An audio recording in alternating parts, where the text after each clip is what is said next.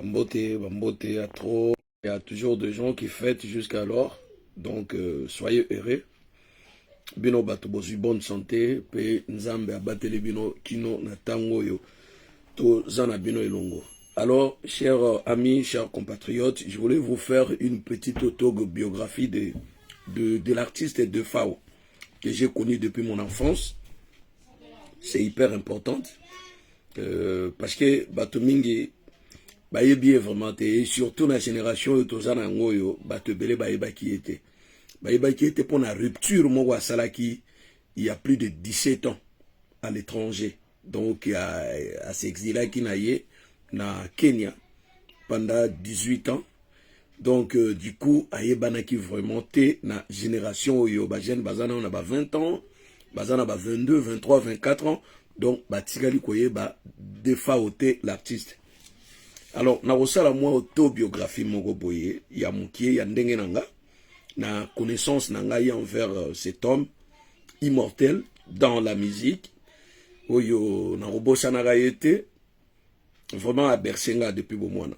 J'écoutais sa bonne musique. C'était un artiste talentueux. Azalaki multifonctionnel, aiki na makambo ebele ya kitoko kati na ye. Alors, na reçu l'autobiographie par rapport à Ndena Koli, par rapport à la musique na ye mon copain, il y a mon reçu parfois ba makamusu ba détail monsieur amike na yebité bo bakselanga ina ba commentaire, OK? Bo bakselanga na ba commentaire. Des fois de son vrai nom François Matumona Lulendo, de son vrai nom. François Matumona Lulendo. Il est né à Kinshasa en 1958. Donc, il a plus ou moins 4 ans de moins par rapport à Kofi Olomide et par rapport à Bozi Boziane.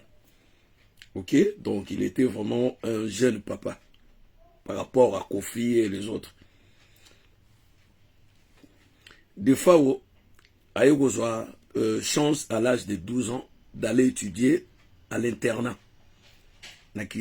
Qui sentent et bisika kende kuna ba vacances ne mingi ba noza na matadi. Alors c'est par là il a fait connaissance na ba jeune mingi a matadi oyo babanda ko beta muziki à l'époque banini et yepé à côté na kati ya ba groupe ba jeune wana. Et c'était juste pour se faire plaisir. C'était pas vraiment dans le vrai. C'est en 1978 que des fois ayoko intégré groupe moko na Kinshasa na Bandal. A bandi siko ko sala musique moko pona ata la carrière na en avenir. Et c'est en 1982 Langa Langa Stars et Panzani où il y avait Josar, Nyokalongo, Manwaku, ba Panzani. Manwaku ayoko sala Langa Langa Stars na ye moko. Autre que il y a ba Joestar na ba Papa Wemba. Abandi ko recruter ba musicien ou ba chanteur.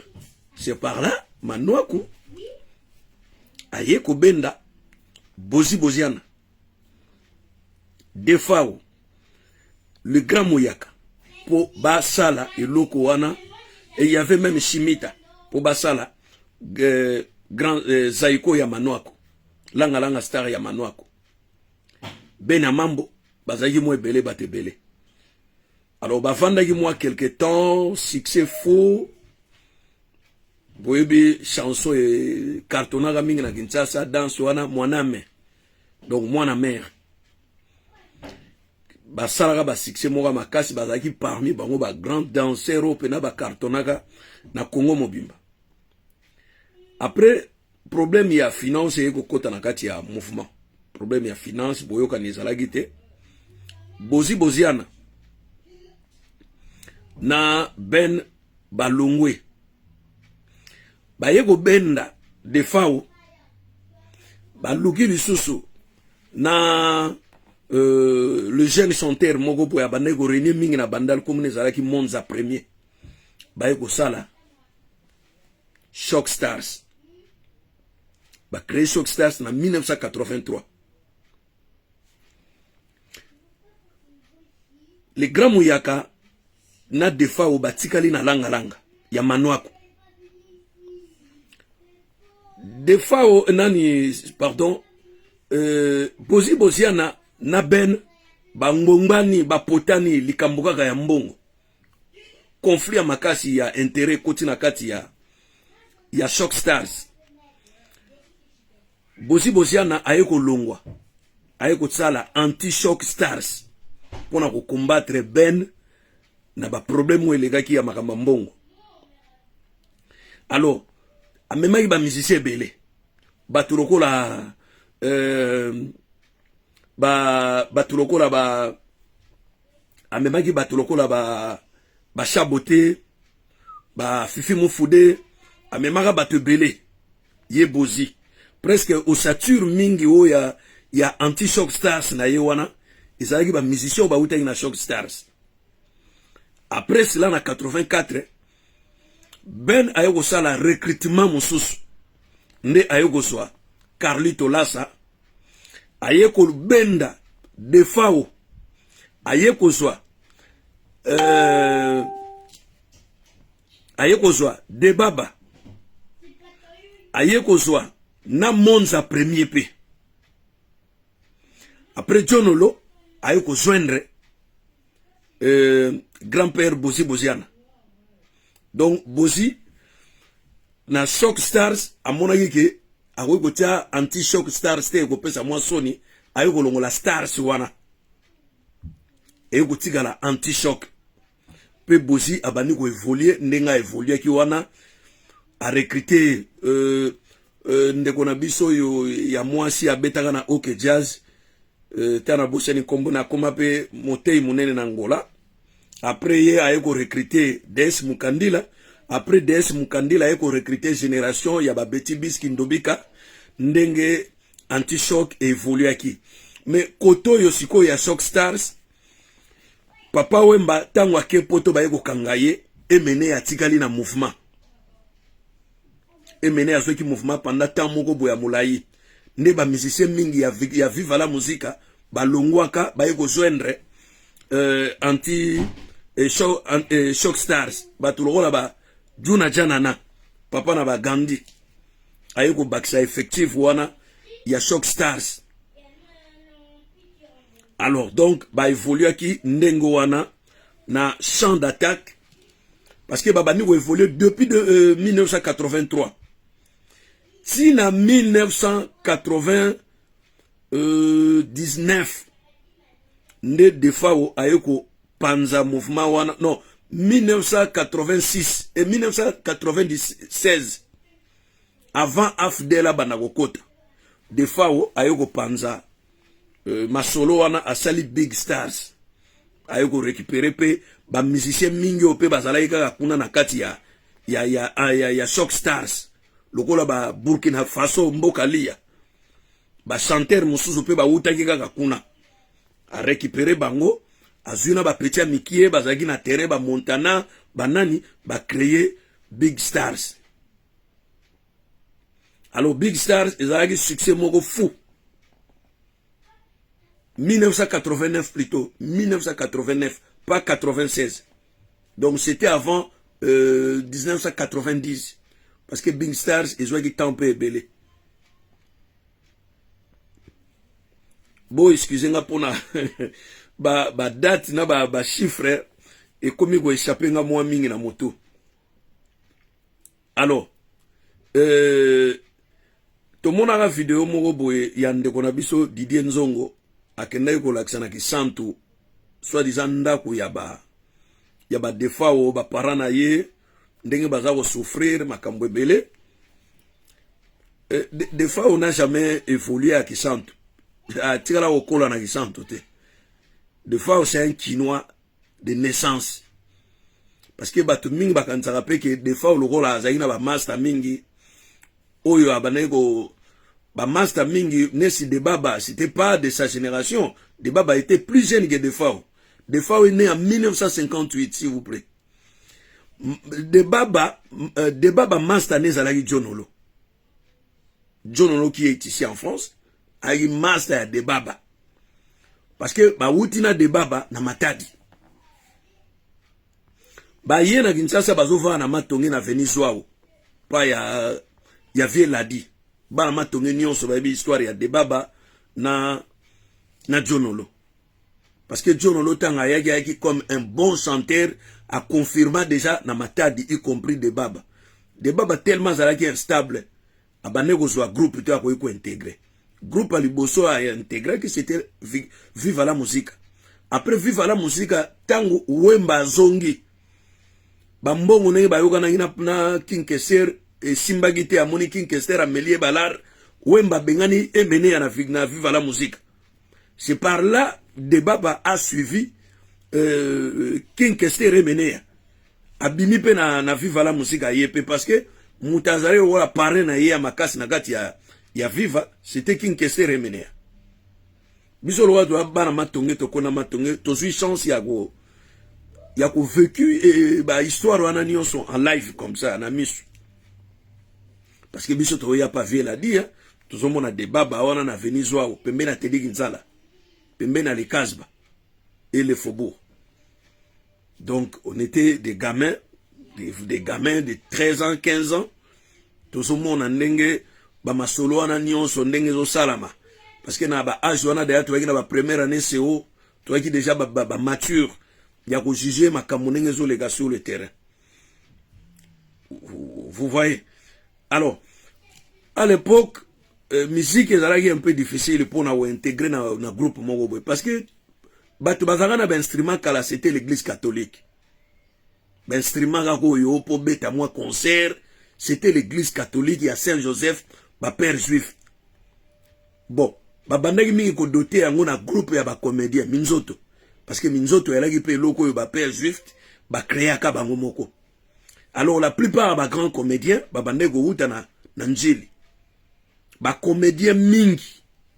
Génération ngadia dia ezaba na matonge, mais la plupart ya ba comédien kala, ba mbuta zoe ba semba de mutona kopé ba grand musique ba grand comédien mingi ba banego uta na njili na chango. Après génération ya bangadia diande et puis misi bambalio sombo ba mangwaou baye wana ezaki siko génération ya bana ya matonge. Bozomona à l'époque déjà il y avait des grands solistes déjà bazaki na kati ya Minzoto.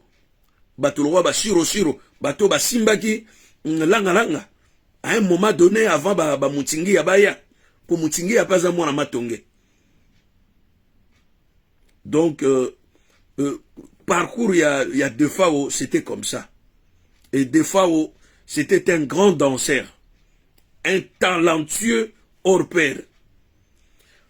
Et à l'époque biso zaki na moins chance parce qu'il y avait de soirées spéciales chaque samedi to banego bengango Zaire numéro 1. Donc, ba soirée musicale, oyo bogotala na ba parents, à partir de 20h45 et bandi, 0h, soirée et sili, on grandissait comme des évolués, bato moko bazalaki na lignée éducatif moko vraiment assez remarquable. Ba bar, 22h ba bar et kangami, ba boîte de nuit et kangami, bis de nuit et bani ko tambola na Kinshasa, ko luka bateau ba langwe langwe masanga et lokotaka bango zongisa bango na bandako na bango. Bis de nuit gratuit. Parce que boganga aga ko onga quinoa. Outino na kabe aka mwanga weka ka lelo moi je suis quinoa na sukula na paka juma. Biso kutu ba mema biso pa ba vie ya quartier to beta ma fimbo. Ba mema biso pa ba vie wana pe ba zalaika na ba 17 ans, ba 16 ans, ba zaki na ba ndefu. Ba vie ya quartier ba mema biso na paka juma. To ba biso zalaki ba petit ba 9 ans. Ba 9 ans bomoni bisika oyo batie hôpital ya cinquantenaire na bisiko ba tongi église ya cinquantenaire ezaki depaka juma ya ngambo na ya ngambo parce que milieu wana bomoni en face ya palais du peuple balona banzete parce que ezaki milieu moko marécageuse Donc, maï ezalaki mingi. D'ailleurs, vous allez voir, il y a une petite rivière, ezaya muke, on a babengaka l'eau verte. Biso bana matongende toyebi makambo wana. Alors, il y avait une usine portugaise et espagnole Bata, boyebi yango. Ibanda ko sala ba chaussures à l'époque. Il y a une usine ya monene ya chaussures na supermarché. Donc, en face usine, na ngambo kotoyo supermarché. Batimunaka wana. Après misala yango mobuta yego pekisa yango parce que bisika wana ezalaki stabilité. Mabele ezalaki stabilité. Au lieu bazongisa mabele wana bango babandaki ya misala ezwaki temps moko boye bazongisaki te. Mvula yeko bete tondisi bisika wana ekomi piscine. Mais comme il y avait na ces terres jaunes, ce que sukuli na mai wana okoma pembe. Donc argile et zuyo mwa mokieta ngoko kauka. Et les gens peuvent écrire sur ton visage, na lobo konayo, na nzete bazo koma bakombo na bango. Et ce qui prouve que yo uti go sukula na paka juma. Et ezaki soki bozo zonga, bozo ya kwen mir logo bacteria Hollywood. Bozo batama na mir me vie moga akacha ukanga bino boye. Akomi okombo. Et lo moko nga ndimaka bato balobaka teke basukula na paka juma qui est faux. Parce que na paka juma donc tu peux pas avoir plus de 12 ans. Ceux qui sont bimi ba poil. Wana ezali point moko fort, il faut retenir. Donc vous venez, bo kengeli batu boyoki batu bazo sukula kuna bo luki esika moko bo timuni libulu, vous prenez vos culottes, vos tongs, vos sandales, vos babouches, bo lingi na ba sachet bo dindisi na mabele, bo tie signe moko wana. Soit libanga, soit loko moko, aleboke mitakala tina paka juma. Boke ko sukula kuna. Et quand Luambo disait qu'il y a sukula na paka juma, alors je m'étonne beaucoup à quelle année. En quelle année? Parce que paka juma, et Fungwamaki na 1971. C'est pas d'aujourd'hui, hein? C'est pas d'aujourd'hui. Parce que Batouba on dirait, Ezaki en 1989 to 90, non, 1971 que paka juma wana efungwamaki. Alors, Luambo peut avoir raison parce que Luambo est mort à l'âge de 50 ans. En 1971, Luambo a à peu près dans 19 ans à 20 ans. Mais je me demande, Luambo na paka juma a sukulaki na kilote to mutakala. Et ça, c'est une question qui nécessite une réponse. Parce que, paka juma mutu nyonso asukula na paka juma asukula mutakala, ça c'est une information vraie et accréditée. Ya umona anga so na osukula onga na kinwa na osolo na mutaya anga na kinwa na sukula na paka juma bwena sukula na nini? Sukula na kilote bien na mbati. Ote na sukula na kilote na bite. Sukula na paka juma de. Ote na sukula bite, sukula na paka juma de yaya. Paka juma ba okotaka mitakala. Et à cette époque, ba jeune mingo bazagi na ba âge ya ba 8 ans, 9 ans, 10 ans, 11 ans, 12 ans, ba nego sukula même sous la pluie mitakala. Bozo kima même ba mbango na ba quartier, ba na ba quartier musu bozo bamba na ba mabele. Donc ezaki lisano oye bota kombo ya mwana mai.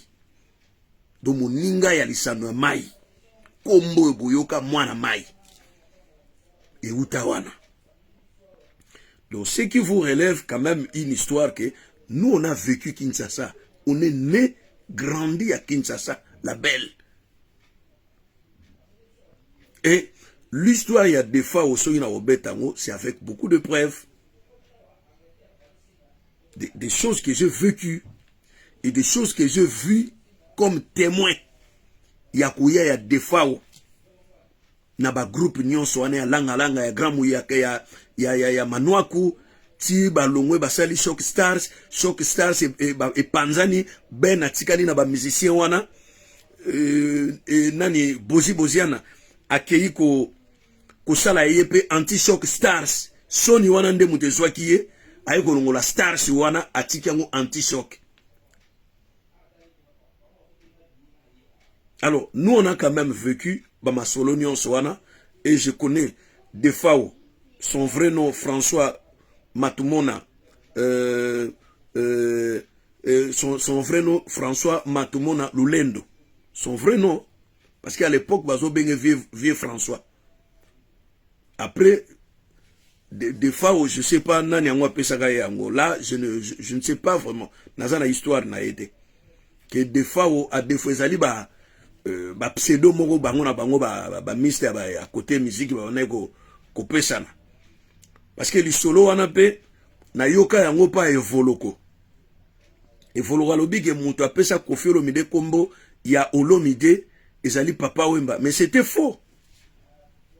Vous voyez, c'était faux, une histoire faux na yebisa même evoloko ke histoire wana il faut longola ngo osa l'émission mususu parce que tikala bato na mitu. Koffi Olomide de son vrai nom c'est Koffi Olomide. Pas Olo, mais Olomide de son vrai nom. Na passeport na ye, oyaba français, akoma Koffi Olomide. Na passeport na ye, yaba congolais, akoma Agwepa Mongalia. Koffi. Donc, il a quelque part honoré son père adoptif, qui était le papa Agwepa. Et quelque part, il honore son grand-père qui s'appelait Olomide. C'est-à-dire, Olomide, c'est le fils aîné.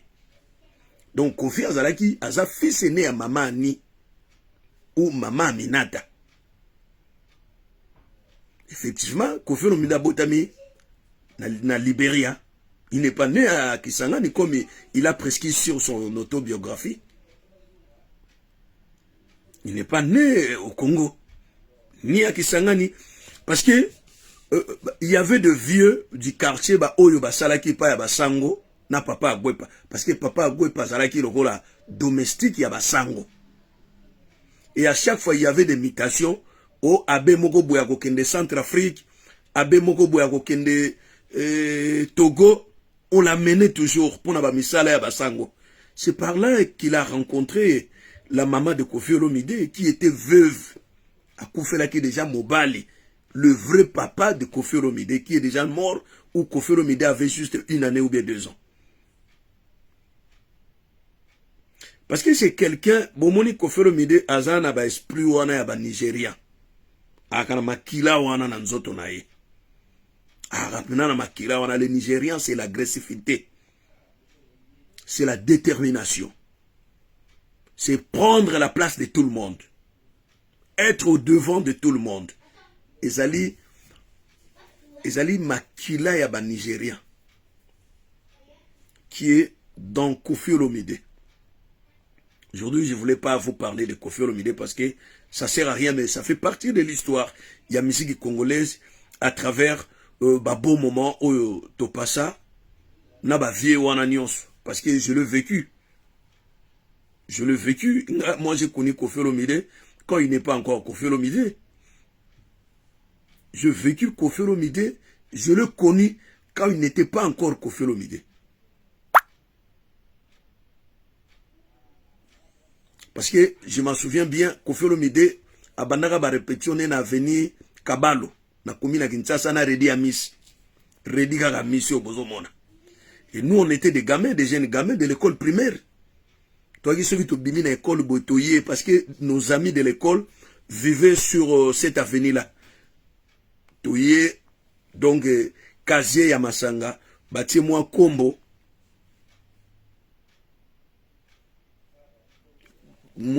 na bossa n'outou mo jeune wana Nsimba, azo beta drum, batterie na Kazie Yamasanga, bâti Kombo, et Koffi Olomide chantait. Et il chantait déjà des morceaux, Oyo Boyoka wana biso, et si toye baga banzembo ne nyon, sa fan kouta bimisangono, na libandabo.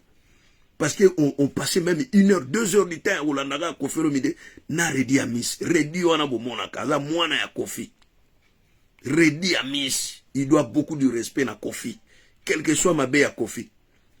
Aza pena mwana ya Koffi. Et à l'époque, Redi n'avait juste 16 ans. Tant biso ya bana miketo soge ngotala, Redi avait juste 16 ans ou 17 ans. Biso ya bana miketo. Redi pas kaka mwana mukie na ba génération wana. Il n'était pas si grand. Parce que le lot Redi, je sais pas, quoi qu'on a 57, 58 ans.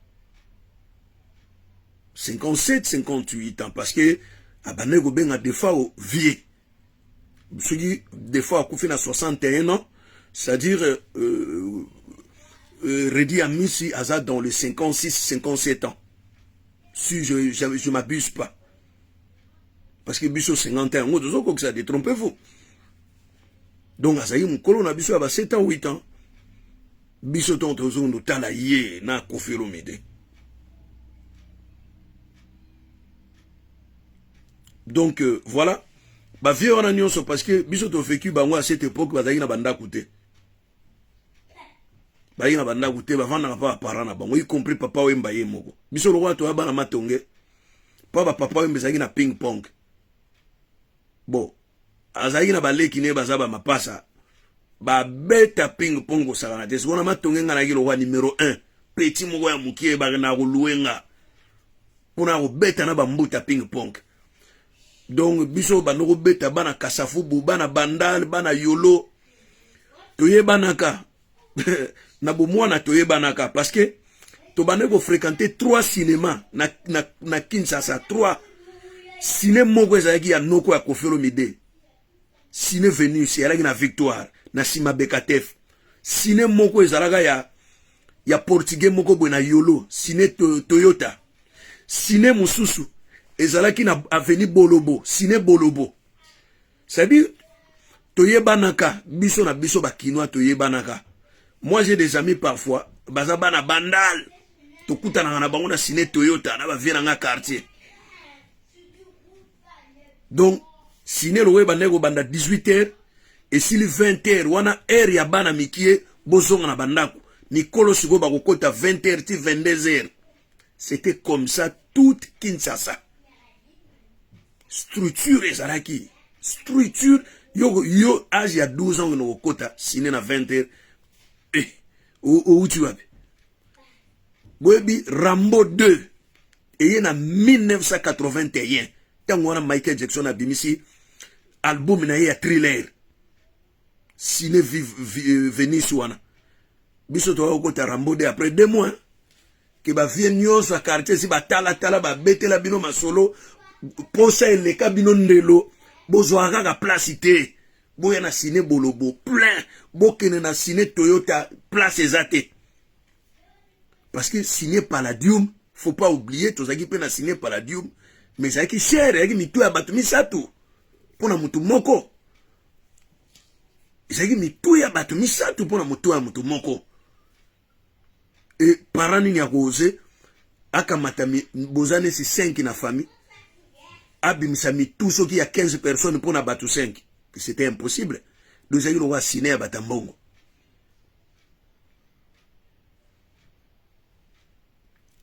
Donc, je vécu des fois, matumona.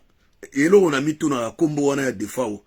Alors, histoire, moko boye les kaka, on a un peu mingi. Batu babeta ke voilà, des fois, à botate, entre guillemets. Soit et azali, type moko boye mibali babimaka na ye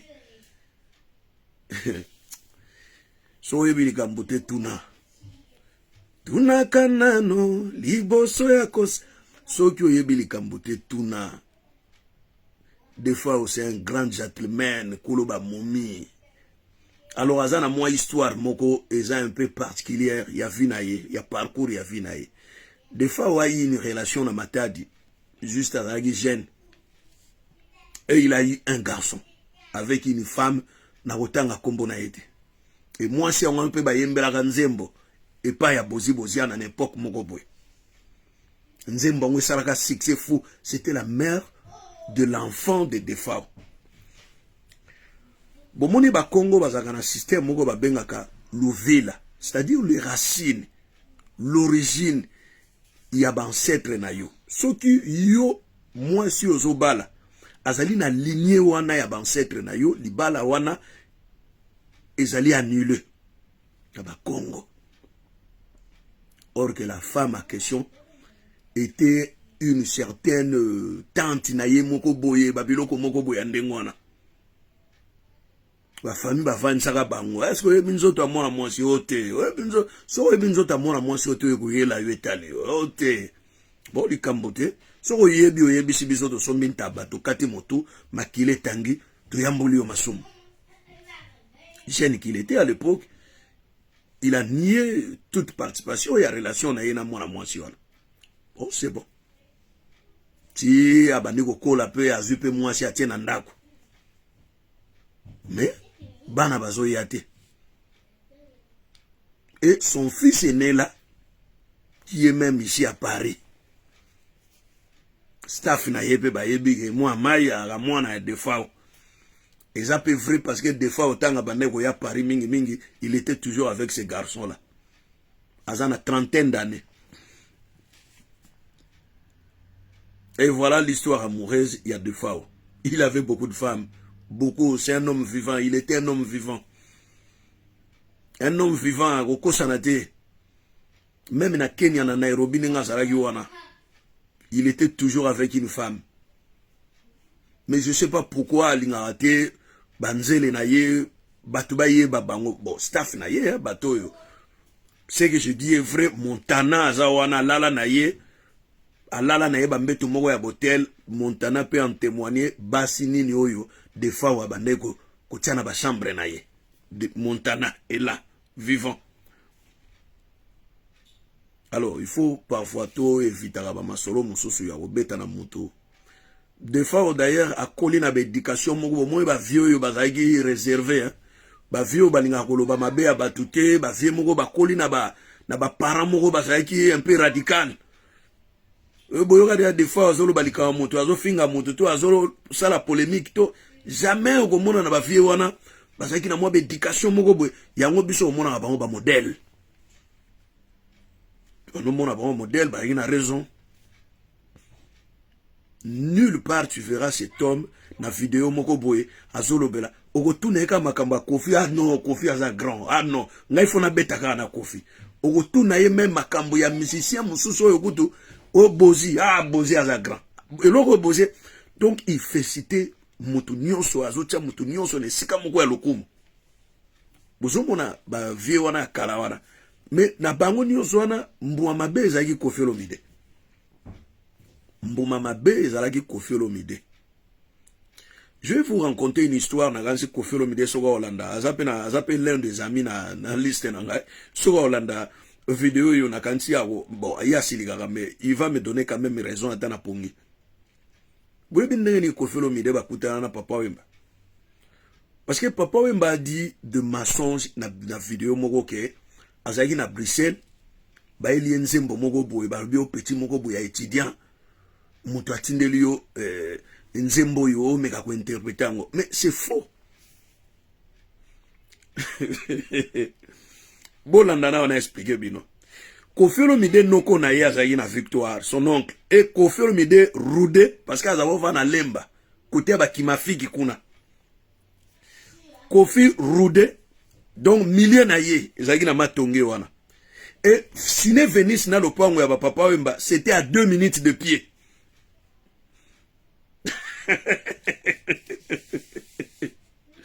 Bolo banano siga wana. Koffi et Papa Wemba se connaissaient déjà bien avant. Et Koffi était toujours chanteur. Bien avant. Parce qu'azaki footballeur. Il y a équipe Mogo Boyokuna Lemba, un grand footballeur. Mais il était toujours chanteur, Koffi Olomide. C'est pas Papa Wemba qui l'a appris à chanter, ni Emeneya. Parce que Emeneya pas salaka interview Mogo Lobike, Babengana na Victoria pour Alaxaga Koffi Olomide. C'était une plaisanterie. C'était une plaisanterie. C'est-à-dire, à l'époque, vous savez, Koffi Azaki n'a pas moyen mingité. Koffi n'avait pas assez de moyens. Koffi n'avait pas assez de moyens, alors, comme il avait obtenu son diplôme, le premier dans leur famille, a son diplôme d'état na l'époque wana. Maman ni a na voiture, moi bano sa la taxi. Maman na ye.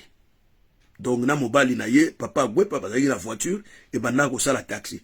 Alors ils se sont dit, oh, moi na roi su diplôme, to te ka voiture to sangsana mbongo to zanango. Totinda na poto. Na otangi la bino muto a cheka Koffi Olomide. Il est à Kinshasa actuellement. Ba uta eko refoulé na France. Atindi Koffi Olomide. Azoli Koffi Olomide visa. Et boyebi à cette époque, Ngunda et Salagana noté. L'époque où Koffi Olomide a eu poto. Ngunda et Salaga pour les politiciens. Alors, les gens faisaient quoi? Ceux qui ont eu sali inscription dans un institut. Bah, pesio mukanda et étudiant pour aux Alaganango. Tu peux voyager avec ça et tout le monde le faisait parce que bah Ivoirien n'a pas Congolais à Brazzaville, bah banako boka ngundate dans les années 70.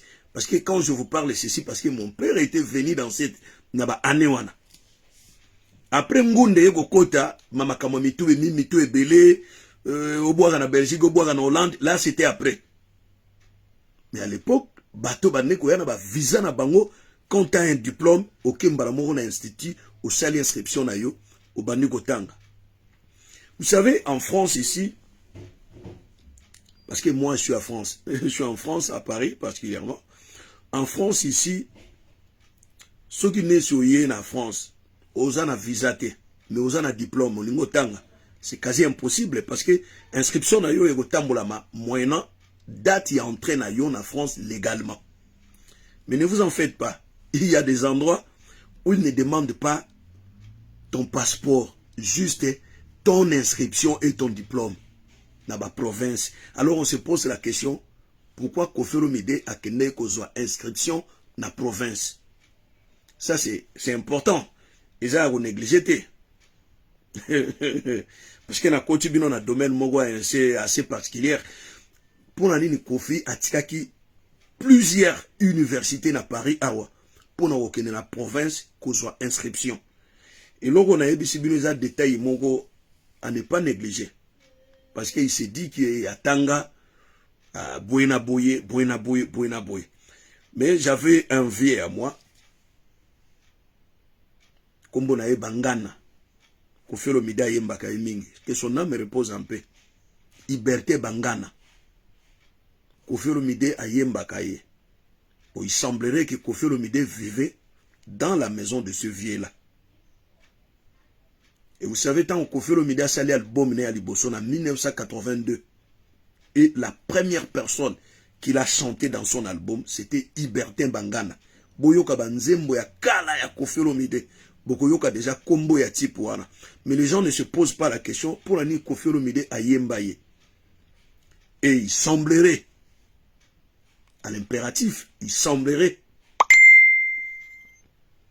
que vieux wana Liberté Bangana yé moutapesa Koffi Olomide mwasi wana ali. Moi j'ai connu ce vieux na robeta ba masolonete akati parce qu'il est businessman. Alinga ina bala. Nazoluka elamba ya kafu penda oyo soki na bimi penda boyo atala marie yeyo. Ya pembe eza na ba diamant.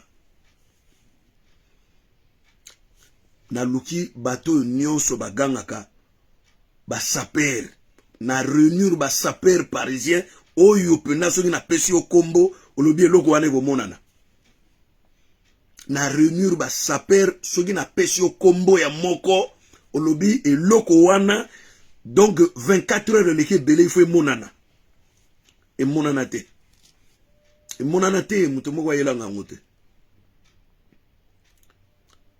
Lisolo kaka ndenge tambola maka de bouche à l'oreille vie wana na kutani na ye na Gare du Nord na Paris awa ayebisi nga petit yozoluka veste ya mariage ezana ba diamant na mipanzi na bivetika abi petit na zanango to fixa rendez-vous na kenda na ndaku na ye ndaku wana bisika Koffi ngayaka poto alalaka. Malgré tout, il a marié. Il passait la nuit, ce monsieur-là. Abimiselinga, il sac 3 pièces, complet veste plus gilet, y compris la chemise la plus chère, pep, à boutons à machette, et des boutons de marque en or. Des boutons de marque en or. Je peux vous montrer Bogoloba Ndego Ozokosa. Je peux vous montrer. Ba okota na mire na nga batala ba photo ezalaka ti lelo. Il y avait une veste avec des diamants. Nazwaki temps kosola na mbuta wana tomeli mo eloko to soli masolo ebele na yo mona ah c'est par là que j'ai vite compris pour la nini Koffi Olomide apesaka ye mo esika moko boy. Bambuta bazalaki awa bazati lelo bambuta bazawa. Bazingi biso balobaka te bavandi na coin moko boy. So bamoni yo mwa malamu bawe obenga yo pembeni na bango. Bamoni etamboli no eza malamu bawe obendo pembeni na bango balakisi yo nzela bamonti yo pe nzambe na bolamu na ye. Bambuta bazali awa.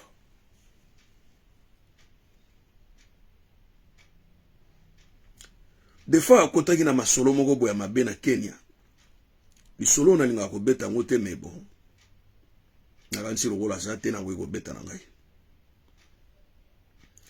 Des fois akotaki na masolo moko boya mabe na Kenya. Ayo ko malchance la police kenyenne itiave maboko. Bake ba bombie na boloko pendant 3 ans. Et c'est par là le monsieur mangeait tout ce qu'il trouvait.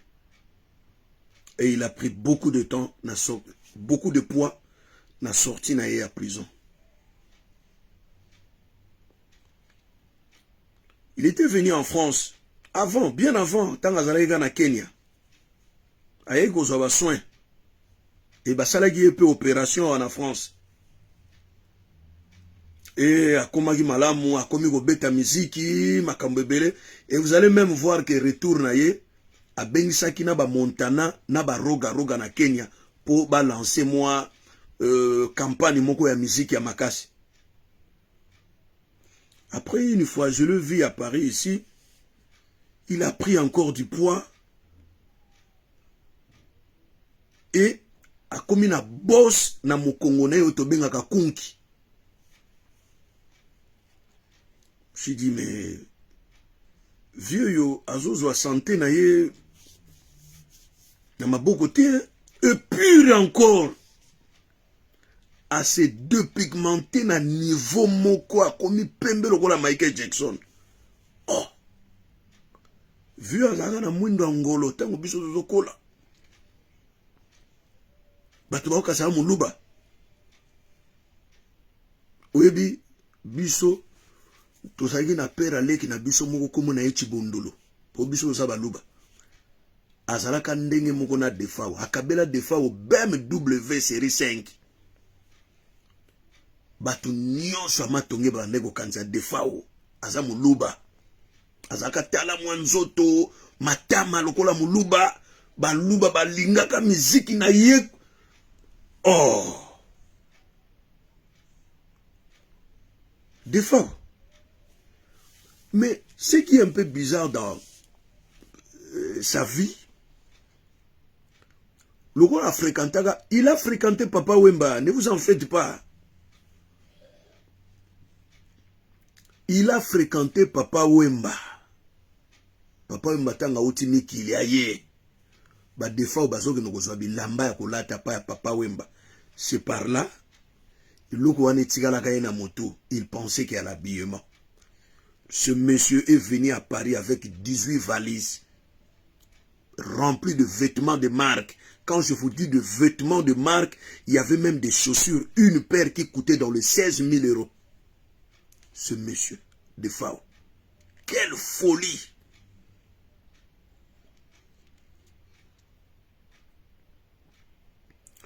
Mais il était un homme vivant.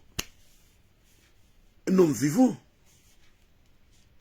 Il buvait l'alcool, il était toujours accompagné avec de belles femmes, il partageait son argent, il achetait de vêtements, il avait de belles voitures. Vous savez, na Kenya, avant na villa ya munene.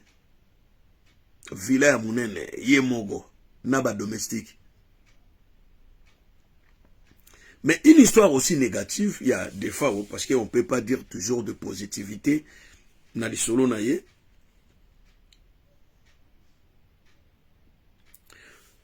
Vers 2009, des fois à Nairobi, à Kenya, une équipe spéciale sous le haut patronage du président de la République, Joseph Kabila.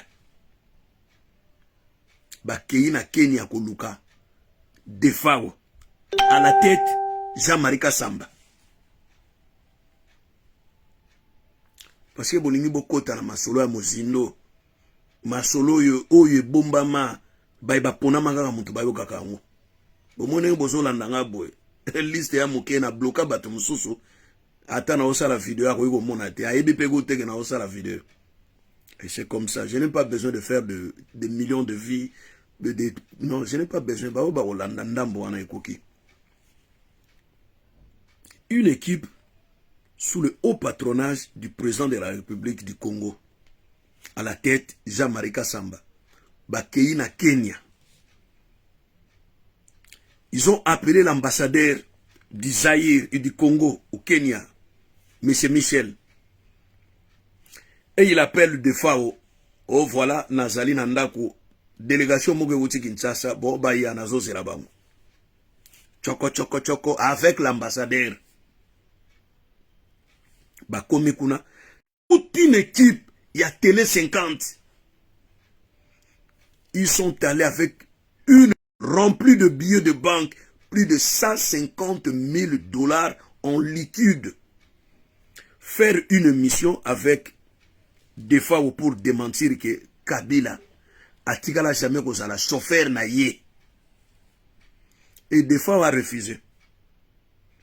Mais ils ont quand même donné l'argent à des femmes. Bah yebisi que bon, valise muso ekoya ya boyekaka. Mais bisote muto koya. Muto akoya ko la plus jeune na kanisi boko sola na ebia. Bazongi, basali vidéo wanate. 6 mois plus tard, Zakari Bababas qui s'est trouvé en Belgique, Mpiaka.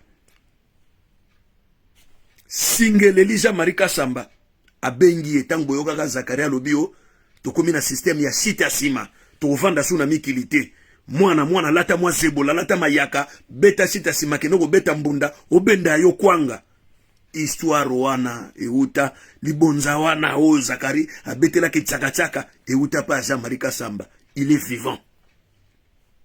Oeza ba masolo tango tozaka na Champs-Élysées na café tozobeta na bambota masolo ezo sona ba bambota.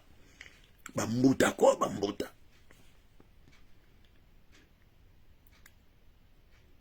Zakari atiki mwasi na bana. Sita sima. Kwa kiafuka melija Marie Kassamba. Abi petit nazani tinda. Zwa saki oyo. Zwa passeport diplomatique. Ozoki na Kenya koluka Defao. Et vous allez faire une mission.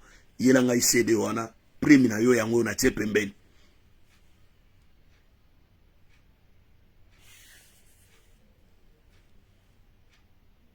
Bakei, même chose. Général Defao a bouki bango kwanga, mais a sali émission te, ou émission na vosala prochainement. Donc, comme il copie à Defao, et c'est par là Kabila appelle le président kenyan. Ba bomba Defao. C'est-à-dire, ba niko soit tortue, il y a distance. Et vous allez comprendre de cette histoire et outi musika. Et bazoa ko pesa e ba biloko ya kolia ya mabe na kati ya prison.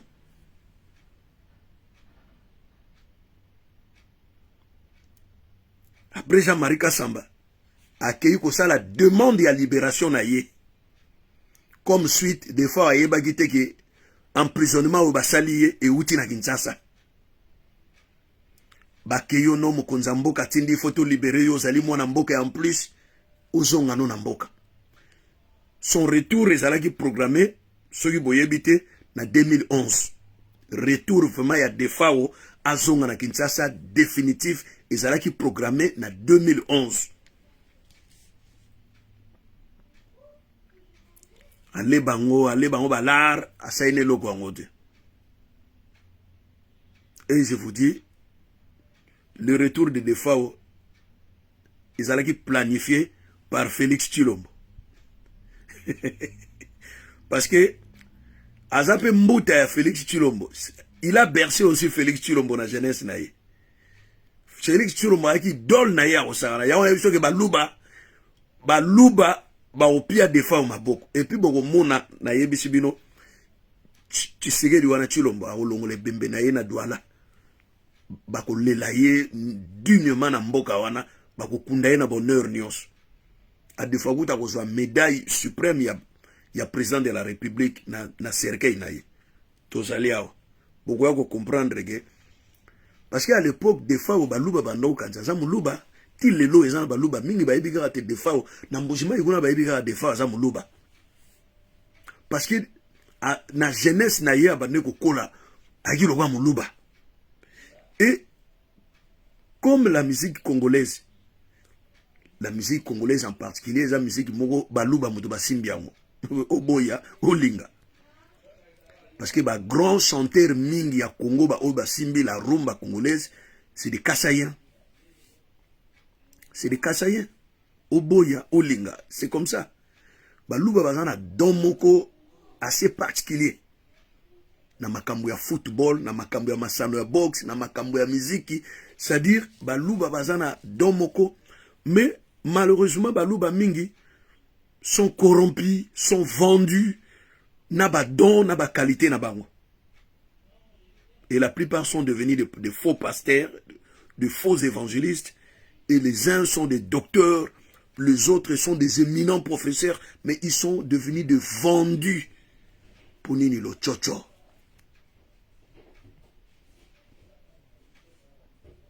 Le chocho.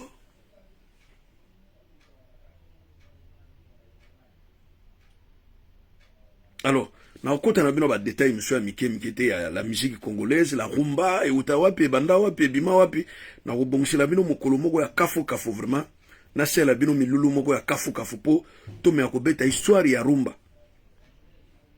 Et utawapi est-ce que uta na Cuba et uta na ba Congo et utawapi boko ya koyeba sikoyo pour na nini rumba congolaise comme un patrimoine international et immortel il y a UNESCO. Ya musa munene sami na Belgique, sami na Kinshasa te. Sami na Belgique.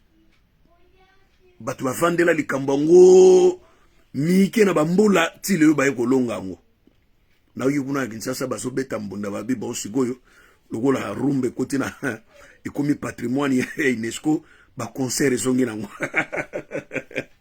ba concert ezali problème moko ezali sociaux juridique makambo ya ba boycott ya ba concert ezali sociaux juridique, ça n'a rien à voir avec la culture, ça n'a rien. Ya umwe ba mission balobako bozo ma culture, mais ceux qui boycottent les concerts bango batala la culture wana te. Et c'est vrai parce que batu balobako culture na biso eza musique wana te ya rumba, mais si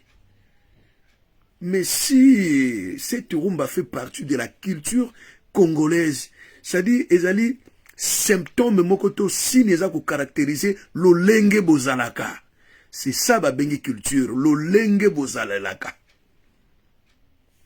lolenge bovandaka. Vous savez biso ba congolais tokomi batumabe parce que moi j'ai vécu beaucoup dans des pays arabes où j'avais des sœurs, sœurs pena, sœurs à poids, to kabulaka na bango appartement moko, mais les arabes me demandaient toujours si wano bimaka na bango, non, ce sont mes sœurs. Mais non, nous ça peut pas se faire. Kina basia kitoko bovanda na bango bimaka na bango tenga non, ce sont mes sœurs, je peux pas les toucher. Donc vous voyez, na barabe c'est impossible que moi c'est na mobali va vendre sika mo. So bo vandika ko moi c'est nae. Bo vandika ko linga te na makasi ko moi c'est nae. Vous voyez? Donc biso ba congolais to na moi éducation moko boye o soki yo vandi bisika ba sénégalais, ba malien, ba ivoirien, ba zali, il faut bâtir au museba bi muniti po congolais. Et aujourd'hui, les gens nous disent que voilà, tous un peu extravagant, na bilamba na biso. Congolais zara propre, bandakala. Congolais lingarate nzoto zala kubuka, il faut zala propre, monoko propre, alata kitoko. Les a nature na biso uta bon koko. Et vous savez, le roi Nzingankouf, ndenga bande golat, le roi Makele. Vous avez eu des empires, des royaumes au Congo. Et ces gens-là s'habillaient même en peau de léopard. Vous imaginez?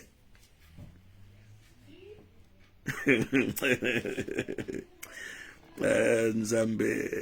Vous avez connu Mobutu. Et il portait un chapeau en peau de léopard.